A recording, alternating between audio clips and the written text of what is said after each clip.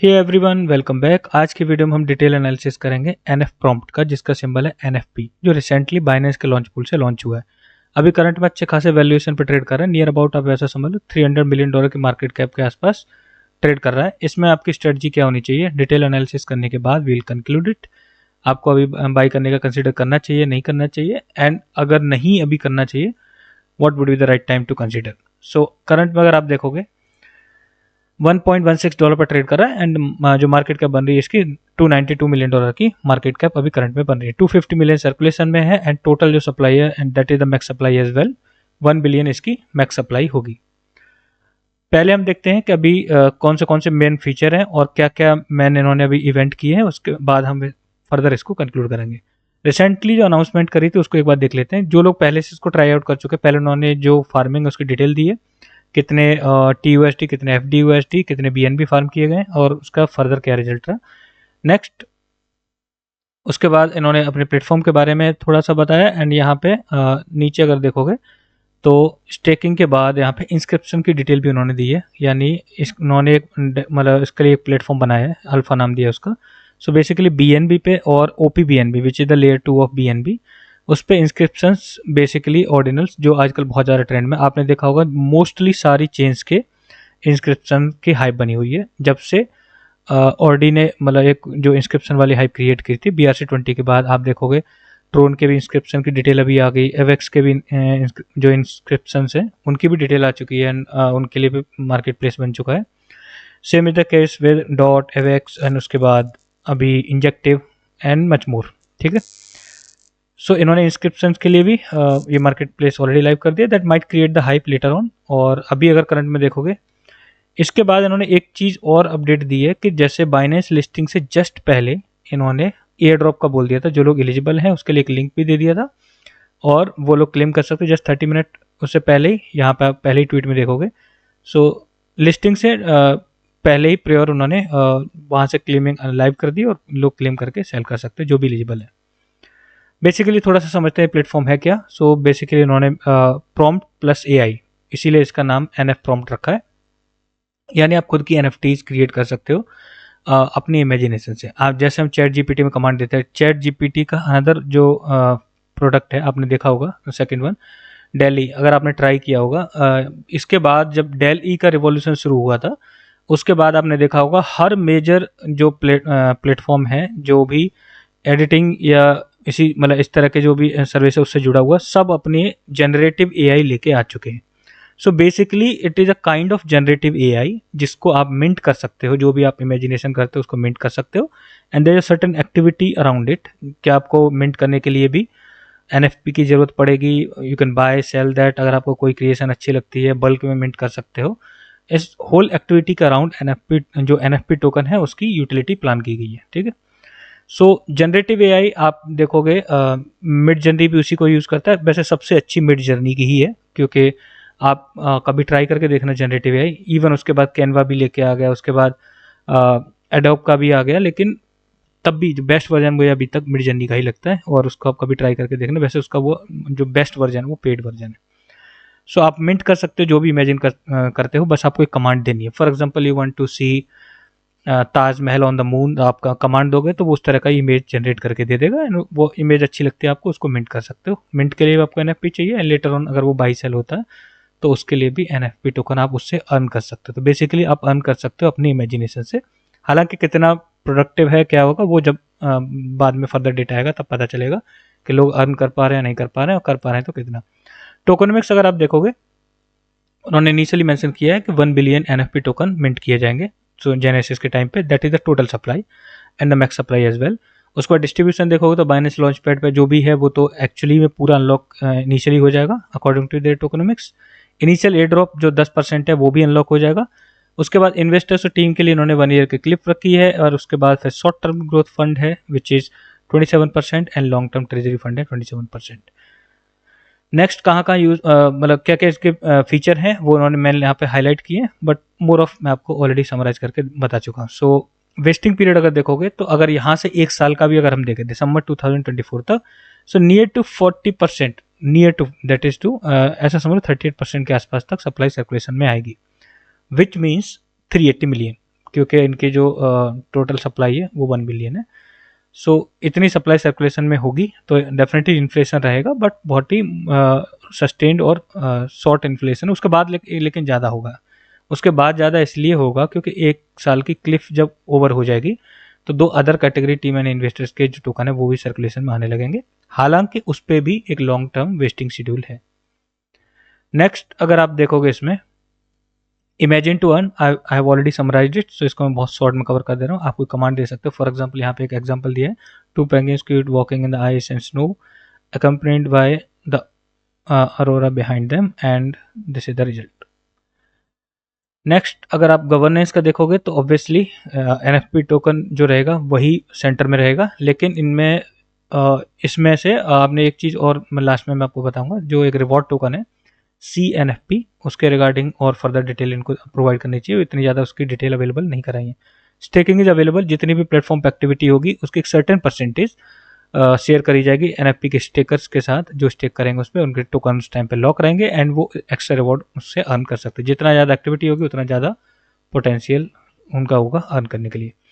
सो air drop इन्होंने plan किया, basically they have already done it, but जो activity रखी थी उन्होंने ध्यान में क्या क्या रखा था, इवेंट्स को रखा था, वॉलेट्स की एक्टिविटी को ध्यान में रखा था, एंड उसके बाद कितने इंटरेक्शंस हुए हैं, सोशल विजिबिलिटी कितनी है, एनएफटी की क्रिएशंस, एंड उसके बाद वॉलेट स्टेबल एक्शंस इन्होंने बोला है कि उन्होंने फिल्टर आउट कर दिए।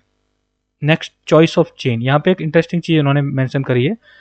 एट द मोमेंट उन्होंने बोला है कि हमने सब कुछ ट्राई किया, देखा है, एंड जो BNB चेन की जो सस्टेनेबिलिटी है उस पर वो पूरा भरोसा कर रहे हैं और उस पर ही अपना जो इकोसिस्टम है उसको डेवलप कर रहे हैं।